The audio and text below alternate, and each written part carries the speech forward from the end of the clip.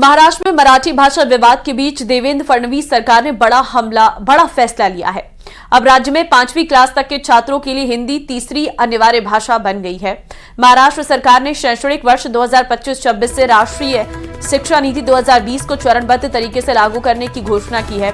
इसके तहत राज्य के मराठी और इंग्लिश मीडियम के स्कूलों में 1ली से 5वीं तक हिंदी को तीसरी अनिवार्य भाषा के रूप में पढ़ाया जाएगा। इसके साथ ही महाराष्ट्र 3 लैंग्वेज पॉलिसी लागू करने वाला देश का पहला राज्य बन गया है। राज्य सरकार का मानना है कि हिंदी को अनिवार्य करने के फैसले से बहुभाषिता को बढ़ावा मिलेगा और छात्रों को भाषा दक्षता में सुधार होगा। इस बदलाव को सुचारू रूप से लागू करने के लिए शिक्षकों को विशेष प्रशिक्षण दिया जाएगा।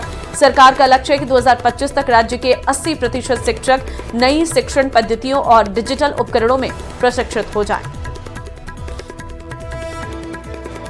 जो नई शिक्षा नीति है उसको हम पहले से लागू कर रहे हैं। ये कोई नया नोटिफिकेशन नहीं है।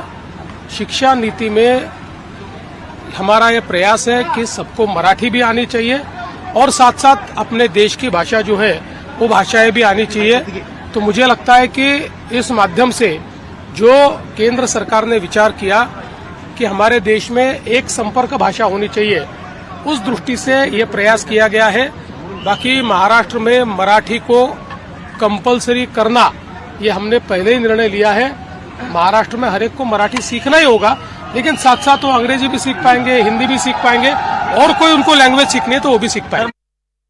महाराष्ट्र शासन की तरफ से शालेय शिक्षण व क्रीड़ा विभाग ने एक शासन निर्णय निर्गमित किया है, जिसमें राज्य मंडल की सारी पाठशालाओं में कक्षा 1 से हिंदी भाषा भी मराठी और अंग्रेजी के साथ सिखाना अनिवार्य किया गया है।